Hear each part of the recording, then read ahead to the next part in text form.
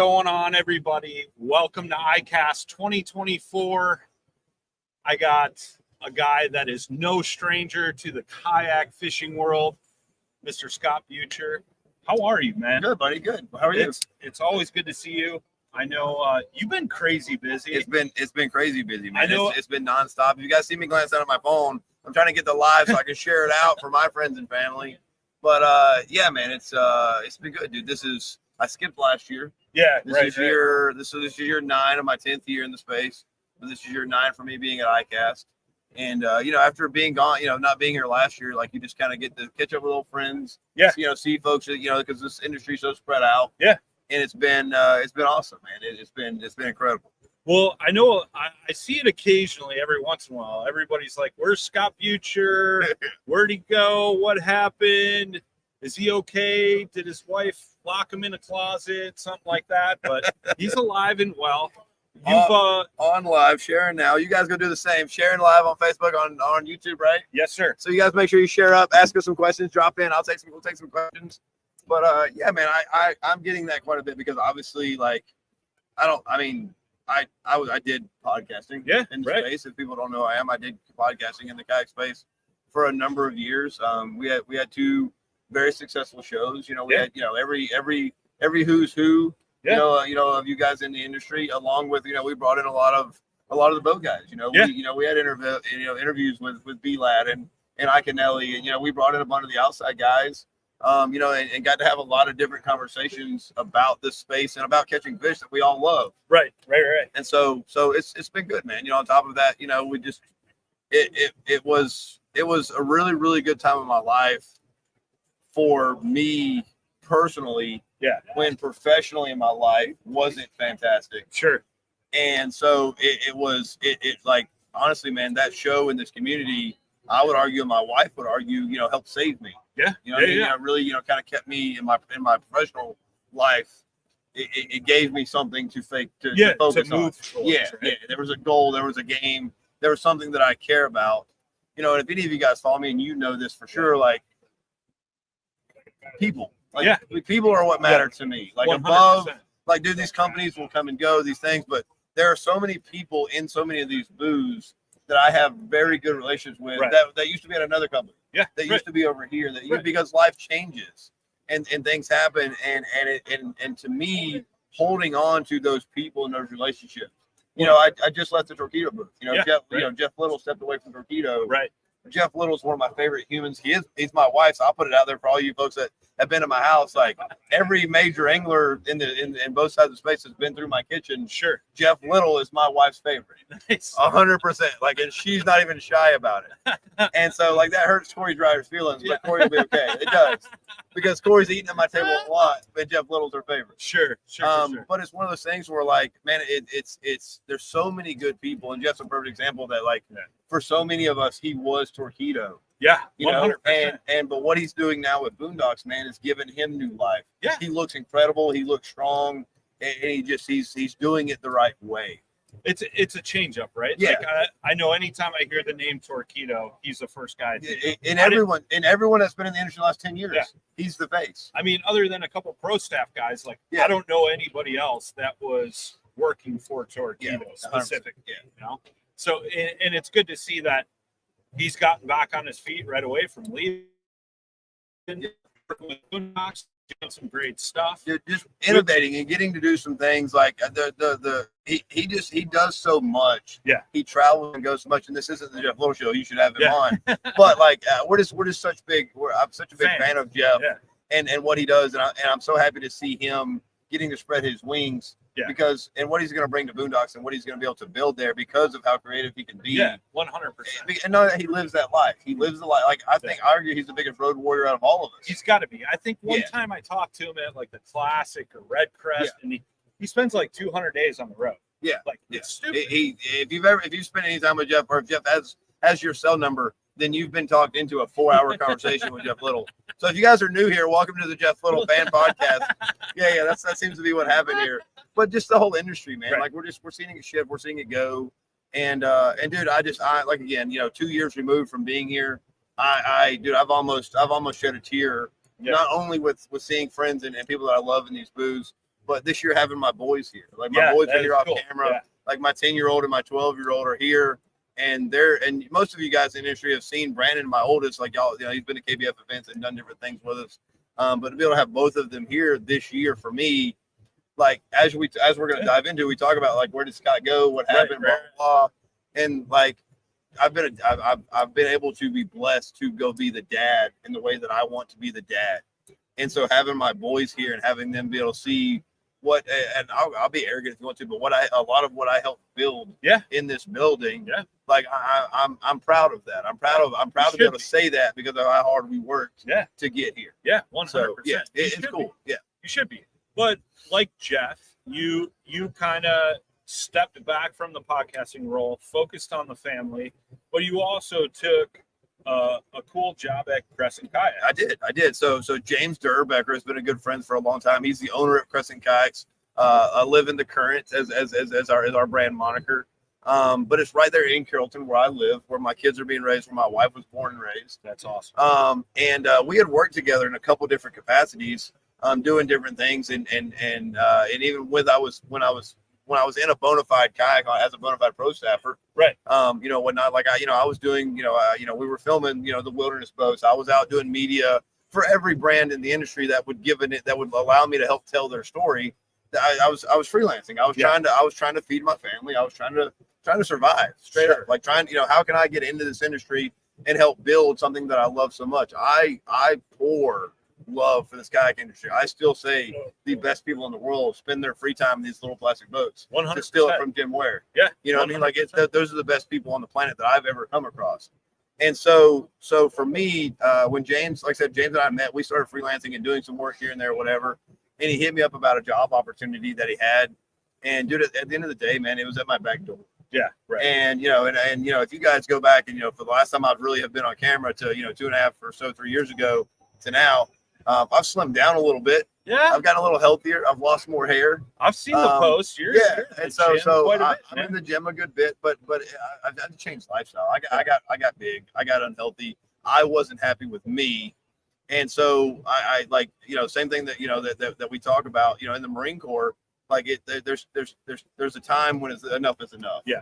And so Crescent has given, is on top of being a phenomenal company or whatever, it's given me the stability to be in a job and a career that I love. Right. We have a phenomenal company. We've launched 2 brand new kayaks in the last several months, which have turned out awesome. Which are phenomenal boats in both the K-Craft, which is in two different models. And then what we've done with the Primo, which we are super proud of, at bringing a $699 price point kayak that's huge. 100% made in the USA, and that's something that we pride ourselves on. And what we're doing with Drew, what we're doing in the space, like this, we're a very blended kayak company as far as our rec kayaks. Sure. So many people that buy our boats, like we're introducing them to Yak Attack. Yeah. You know what I mean? So you think about our industry in the fishing community, in KBF and OBBOS and the BASS, like every single one of those purposes, like there's something Yak Attack on your boat, guaranteed. Yeah, sure. Well, so many of our first time buyers don't even understand what a Yak Attack track is. Yeah, right. And they're in our boats. So I'm still getting to introduce people to this lifestyle that we all love so much. And a lot of them are not terminating. Yeah. Sure. The flip side of that is, I would argue, one of the best, if not the best, tournament angler in the industry is Drew Gregory. Yeah. Who is our specialized fishing department head. Yeah. Right. So so it's hard to say like, we don't build fishing kayaks. Right. Like Drew's won 11 trophies out of that boat. Right. You know what I mean? Out of these boats. Each of the different models and lines. And I don't know what I'm allowed to say or not say, but I can tell you that Drew's second boat is eventually, like I can't go further than that right now. Right. You know what I mean? Right. But it's and so how do you say that we're not, like, it's not a fishing boat? Now the flip side of that, families, man. Like the wreck. Right. And so introducing people to the sport and to what I love so much, I'm getting to do that at Crescent, and we're building kayaks made in the USA. And we touched on basis this a little bit. Like, I'm stoked, and James and our entire crew, our entire staff that builds boats, are stoked on the fact that we're still a mom and pop shop. Yeah. Like, dude, there's 16 of us. And I think that means a lot to people that, the buyers, the purchasers, but I think you're 100% right. And it's been great to see Crescent come on the kayak fishing scene and just explode. Yeah. You know, with whether it be like you said, partnerships with Drew, designing new rec boats that can not only take out your son or your daughter or your wife, but then you could turn around and go fish the next weekend. They paddle well. They're able to do multiple things. We're giving you a platform, is what we like to call it. Like, all of our boats become a platform that you can build off of what you need and for what adventure you need it to be. Sure. Whether you're kayak camping, whether you're taking the kids out for the day to swim and play and flip boats, or you're jumping with the dog, or whatever you're doing, or whether you're going to go win, the Hobie Bass BOS series. Like, it can be done in our line of boats. And so seeing us continuously build, and not only that, but just in the last couple of years, we just continue to push that forward, with what we've done with the CK, the Crew, the Shoaly, we're doing it with the Primo, we're doing it with the K-Craft. And it's just, it's really cool to do. And, we have phenomenal, we're still in your mom and pop shops, your local kayak shop, your Music City out of Nashville. Yeah. You know what I mean? Your Water Dogs, your Quarry Springs. Yeah. You know what I mean? And so these are some of the best retailers in the industry. You take a boat and you take how many, you remember drilling your first hole in your first boat? Dude, it's so terrifying. It's terrifying, right? You go spend, $7.99 or $8.99 or $14 or $18.99. Like, we don't, Fletch over at Westbrook Supply Co. How many first holes he drilled in boats? He did mine. Like, the first boat I ever bought, he drilled a 2-inch hole in that night. You know what I mean? But there's so much knowledge in those shops, right? That I just that's still a resource. Yeah. In our industry that is so I think still just getting tapped into. 100%. I mean, you've seen more and more people rigging out their boats from, as simple as adding a cup holder to it all the way up to 3 graphs with live scopes and batteries and everything else. So, and that's the beauty of it. I think you can customize your kayak to make it exactly what you want. Yeah. I think that's what the whole industry is. You know what I mean? Like, I've had multiple questions today with where the industry is going. Like, there's been a couple kayaks that have come out, the last 48 hours. Sure. That are bigger kayaks than what we're used to, and that's and why this is coming and where that's going. And I stood here and talked to Mike Iaconelli here earlier and was talking to him because he asked me, like, Mike Iaconelli asked me this question an hour ago sitting over here as we were talking about something else, and he said, he asked me, what's your honest opinion about these boats? And I told him, I was like, those boats are not for paddlers. They're for anglers. Yeah. And I have no issues with that. Like, the more people we can put in these plastic boats, the better. Yeah. What I can tell you is that if you get in that boat and you start using that boat and you start going and you realize the maneuverability, what you can get out of it is if that's your first boat, you're gonna eventually go to a smaller boat. Yeah. You're gonna have what we call a throw and go, and so you're gonna find kayak fishing, which is what I think kayak fishing. And even being a Team Torpedo guy, I still think kayak fishing is a paddle and a rod. Yeah. I still fish. Like, now I use my Torpedo 1103 to go from point A to point B, do what I need to get me where I need to go. Sure. But I have a paddle in my lap. I run a Bend and Branches carbon fiber 260 that I love. I like the snap button. I don't like the twist and ferrule. Just let Benny Branches knows. But it's one of those things where, like, I can't fish. I don't even throw a rod the right way. Yeah. Like, if we're bank fishing with the kids, dude, I feel because I'm not sitting. Yeah. And I don't have a paddle in my lap. Yeah. And so, like, it's almost, I've learned just 10 years of doing it. This is how you fish. Sure. So it's been fun, man. It's been really cool. No, it's cool to see all the different things Crescent's been doing, you've been doing behind the scenes. Yeah. It's like I talked to my local kayak shop, and he's like, "Yeah, I talked to Scott the other day. That dude's shout out Travis, man. Shout out Travis. We've been talking about you, baby." But yeah, man, Travis is one of those dudes that just is a really good guy. Yeah. And Travis, no secret. I mean, Travis is the reason Crescent's in that shop. Yeah. And that and then that shop's thriving, selling Crescents because 100%. of how good of a human Travis is. And again, like, it all ties back to me for humans, like the right people in the right places that care about what we're doing and the products that we're selling and the products that we're manufacturing. No, it's awesome. It just, and we're proud of doing that. And we're proud of, dude, we've got an entire shop, man, between Jamie, who runs our shop, is our shop manager, Miss Rachel, who hand does every single seat pretty much. That's her crazy. And her daughter. That's like crazy. When her daughter's is in summer, is on school break, whatever, she's in college. But she comes in and helps assemble seats. That's awesome. Like, dude, just our entire assembling crew.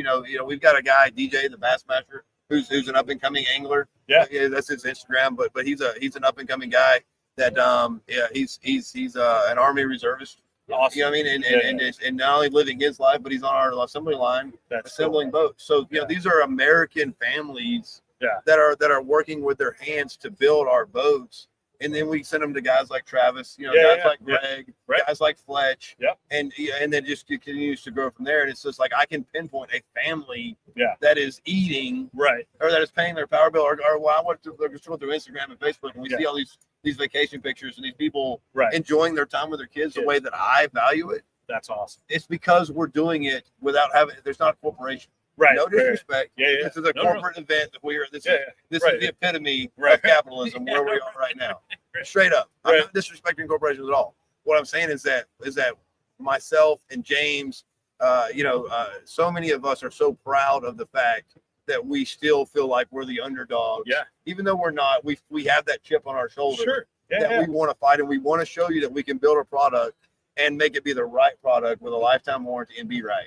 Well, I think you guys have already showed like how well you guys do things. I mean, you guys have certainly knocked it out of the park on so many different levels, so it's good to see that. And it's good to see that you guys are continuing to grow, continuing to innovate. Obviously, you teased another boat coming soon and all that good stuff. But so this is a question I get all the time. We can leave this a mystery too. We got comments. We ain't seen nothing. Or this is a you question. This is a me question. Oh no, I haven't popped any comments. Okay. Will 5 Live ever come back? 5 Live. Well, for folks that don't know 5 Live, I haven't checked the numbers in a minute, but I still think that was I at one point in time, I don't know if it still stands, but that was the most viewed fishing series I think that's ever been done. I don't even mean kayak fishing. I think ever. Now, it was a perfect storm. COVID had literally hit. It shut everything down.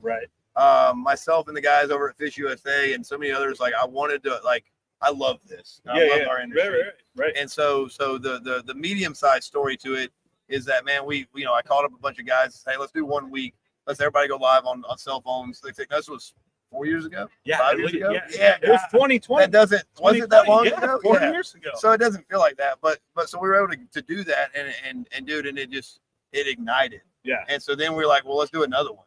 And then we did 5 in a row, and then we did a championship.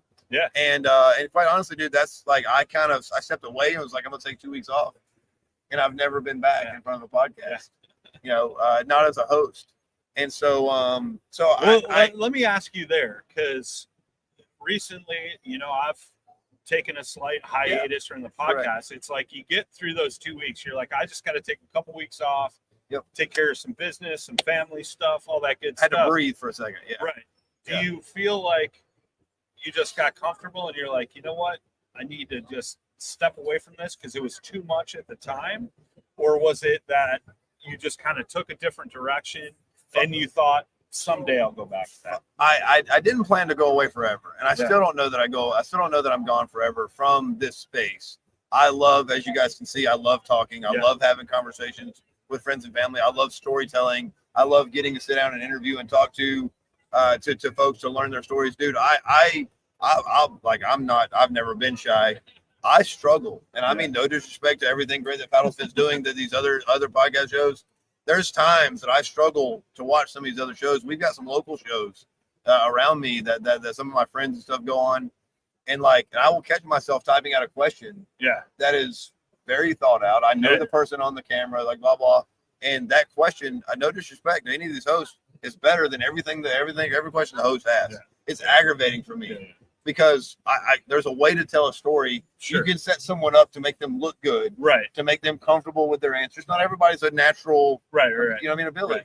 And and so it was one of those things, man. That when I Aaron Martins, God bless, when I got to work with him for the first time, I had to put the fanboy away. I stepped on his boat. This is arguably one of the best guys to ever cast an artificial bait in the history of the world.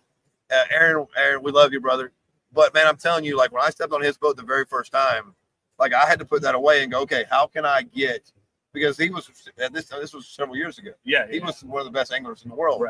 How do I get him comfortable to tell a story so that we can film this? And so it challenged me to how do you step back out of what you're doing and set someone up, and he was a trained professional. Yeah, right. But doing that, and then we get into the kayak space. I think what I loved about doing it was I got to go highlight someone else. Sure. I got to have Cody Milton sit. Yeah. We got to have Ron Chandman. We got to have Corey Dreyer. We got to have all these guys sit all the big and names, tell their story. But we got to have. But the way I did it wasn't just making it. I didn't want to just be what colors, what color trailer are you running? Yeah. Like, it's how can you get the way to open that fan base? Right. Is you get how do you what is your how does your wife for this, or how listening to Corey talk about him losing his brother. Yeah. You know what I mean? Like we have so many. If you go back in the archives of those Westbrook Wednesday shows, there's so many phenomenal stories. 100%. And so I'm not done telling those stories. Yeah. I just to go back to the 5 Live, if you're still tuned in and you're looking for that answer, the 5 Live is almost a full-time job to do it the right way. Myself, and another dominant figure that I'm not going to name his name because I don't know if everyone's out there. He may reveal himself in the comments here.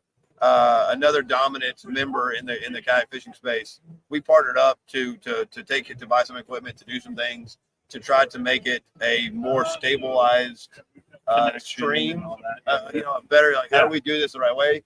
At that point in time, 4 years ago, 3.5 years ago, we were looking at $8,000 to $10,000 a boat to do it properly. Right. Now, what we did worked. Sure. And could still work, but to do it the way that I would want to do it, I want it to be right. Yeah. And that's going to take an investment. And I just, as of where I stand right now with raising my kids and a dad and my full-time job that I love, I don't see it coming back down in the pipeline. But I'm a never say never guy, because I would have never thought I'd be getting to sit with you today, Brian, having this conversation. Right. So, we'll see, man. I loved it the same way that everybody else did. Yeah. No, I agree, man. But it's work.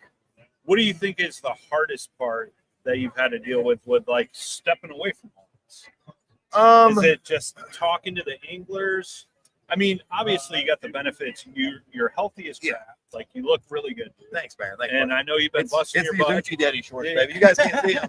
It's these Hoochie Daddy shorts that I got on, baby. But you've got to spend a lot of time with your kids and all that stuff. Yeah. And obviously that takes time away from doing stuff like this. I mean, what's the biggest thing you miss from doing all that? So I've got so many amazing mentors, like Jonathan over here that owns Z-Man. Like, he's been a mentor of mine for several years in the industry. And so if I listen to what all of these guys that I respect, if I listen to what they tell me, they all tell me I'm going to miss this, and it's going to be gone so fast. 100%. I'm talking about my kids over here. Yeah. And so every single elder in my life that has been there and done this before me is giving me the same advice. Yeah. So right now I'm focused on that. I'm gonna do my job at Crescent as hard as I can do my job. Yeah. And I'm fishing and I'm going and I'm doing, and when there's an opportunity to go create some content and tell a story, I will. But I'm doing anything extra I have in me right now. I'm trying to soak up through my 3 kids. Good for you. And so that's where now they're going to grow up. They're going to leave me. Oh, yeah. That's coming. Yeah. And, and my wife doesn't really like me that much. We were 17 years. Like, she's tired of me. She tolerates me at best. So I will have to find something to go do. Yeah. Because she won't allow me to just stay in the house. Stay home. Yeah. I've got more energy. I want to do more. I want to continue storytelling. I want to get back into the podcast game. Yeah. I want to interview. I want to tell stories. I have a lot of great friends that are comfortable with me. Yeah. That would sit down with me and do this. That's all. I don't know when that's coming. Sure. But I know the desire is there to drive it. So we'll get it there. We'll get to the finish line eventually. Right on. Sure. Yeah. Right on. So I look forward to seeing what all comes up in your future endeavors. I mean, any final thoughts, last words, any wisdom you want to share? No, Brandon and Brian, y'all come here for a second. Let me like so you guys understand. So like this, Brian, come here. So Brian Henry, that you guys see in the Jamie Litwalk representing right here. So Brian is my middle at 10 years old. Brandon right here is my oldest here at 12. Stepping into frame here. And then they have a little sister that you guys, if you follow me, we call her the Hurricane Bree Bell. She's at home with mama. But like, people are what matter, man. Like, I've said it time and time again. Thank you boys so much. And so I just, dude, this whole industry, like, we're seeing the kayak fishing industry change. Yeah. We're seeing it evolve. It is changing. It is evolving. It has been for a decade. It's going to continue to. I'm nervous, but also excited about what the future of it brings. Yeah. And so I'm hoping to see everybody continue to love one another. Like we've gone through the tribalism. Yeah, right. You know what I mean? Of, this, that, whatever. Like, people make mistakes. People are growing up. 100%. Everyone's living their life for the first time. Yeah. No one's got a crystal ball. And so my biggest thing, man, is love everybody. Like people, like you're gonna, like somebody probably did step on you to go get this pro staff, to go pick up this battery, to go get this check. Right. Somebody probably, did, swing across the front of your spot and mess up your fishing hole. Like, there's worse things so in life, right? short, guys. Yeah, love each other, man. 100%. Like, love each other. You know what I mean? Joey, a buddy of mine over at Z-Man, like, we're wearing these bracelets right now for every day counts. He just lost a son, like, not long ago. And so, like, the whole Z-Man crew is wearing these bracelets right now. Sorry to hear that. And but dude, like, every day counts, man. It does. And so it's just like, dude, I got chills because love each other, guys. Like, it's so easy on social media to go in and this and that and oh my motor and oh my boat and like, dude, love each other, man, because 100%. That's the most important thing. Like for me, it's work as hard as I can, and try to love every single human. I don't have an enemy in this building. I love it. And there's, in the podcast game, there's some guys that don't like me. Yeah, get over it. But I'd hug every one of their necks. If I saw one of them out with a blown tire, I'm coming to help. Yeah. Like, you just love wins, man. Yeah, right. It's a very diverse world out there right now with politics. It's a very short. Love. You know what wins? Love every time. I promise you. That's my and so I just you have to love each other and you have to build each other up. And that's, if you've followed me at all, or you've ever met me, if I've ever done you right, I'm not perfect. I've wronged plenty of people. You confront me and you come tell me to my face and let me apologize. Let me figure out how to make it right. Let me throw arms around you. Let me love you, because that's what I want to do. 100%. I want these guys to watch and love. Yeah. Love. I love it. Yep. I love it, man. Thank you so much for taking some time to just stop by and say hello to everybody. Dude, I thank you for what you're doing, what you've done in this podcast. You've got a whole circus around you now with this balance bin that you're doing. Keep it up, man. It's good. It's it's great. Like, I remember when you started podcasts and people approached me, oh, you see Scott Beutjer's doing a podcast, he's doing another podcast, what are you going to do? And I'm like, nothing. Who cares? Like, what I ask and the questions I ask or the people I talk to, some people may not like, but they may like what Scott does. It's great. There's something for everybody, and it's all love, man. It's like you and I have talked back and forth for years. There's never been any nothing ever, and it's on purpose. Like, I want you to win. I want you to win. To win. Yeah, I want everybody to win. There's plenty. I want this guy with this awesome mustache to win. Yeah. You guys, if the camera was around, you would see. Yeah. Like, I want everybody to win, man. You know what I mean? That was a great stat. It was. That was really strong. As a fireman of 12 years, that was a good stat. That was solid. Yeah, you guys missed it. I wish we could throw a photo up. That was a good stat, guys. That was a good stat. Hey, it's been excellent, you guys. I'm no stranger. I don't send out a lot of friend requests. If you hit me up or you DM me, I do my best. I've got OCD. I can't the red dots on my phone. I can't. I don't have those. So if you put a red dot on my phone, I'm gonna see it. So, like, you need me, hit me up ever. But man, I love you so much, buddy. I love you too. Thank you for the time. If you need something, let me know. Yeah, same here. Absolutely, guys. Take care, man. Icast 2024. Hit me up in the DMs. Let's go, baby. What a great show, man. You're such a natural.